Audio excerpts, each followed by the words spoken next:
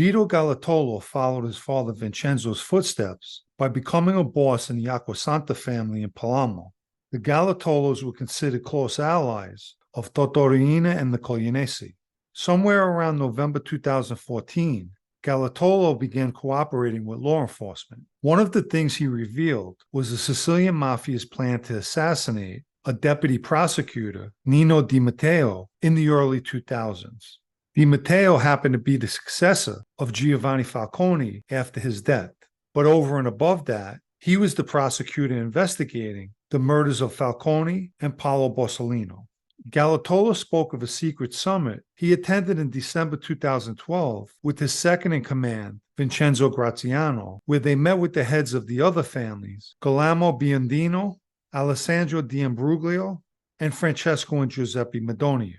During the meeting, Biondino pulled out a letter supposedly written by Matteo Messina Denaro. In the letter, it explained why the prosecutor needed to be killed. He has gone too far. The letter also stated that his death should be carried out with 150 kilos of TNT that would come from Calabria. It didn't say whether the 'Ndrangheta was supplying the TNT, but I would assume so. Not surprisingly, this plan was approved by Totorina, who was serving life in prison at the time. Both Madonias was visibly annoyed at the end of the meeting. They sensed Galatolo's reluctance, but it was D'Ambruglio who spoke up and was also skeptical about the plan, but more so about the authenticity of the letter. D'Ambruglio said, if he wants an attack, why doesn't he come and tell us? His skepticism was echoed by the investigators because of the way the letter was signed, your brother, something Matteo Messina Denaro never did before. What the investigators had no question about were the intercepted letters of Totorina from prison calling for DiMatteo's death. Nonetheless, the letter from Matteo Messina Denaro actually turned out to be legit.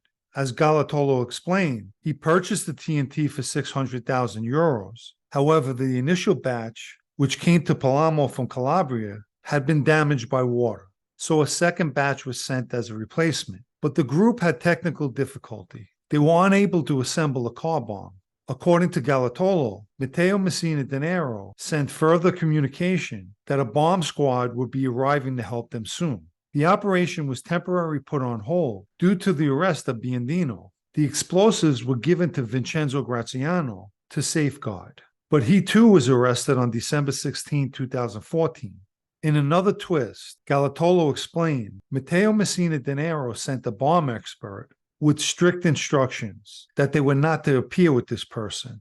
The bosses were surprised by this request, but came to find out the expert was not Cosa Nostra, but an outsider, and possibly someone involved with the state who had an interest in seeing the bombing take place. Ultimately, they never did carry out the attack, to DiMatteo's good fortune, because they killed in the past 2 other prosecutors with bombs and didn't have a problem killing another.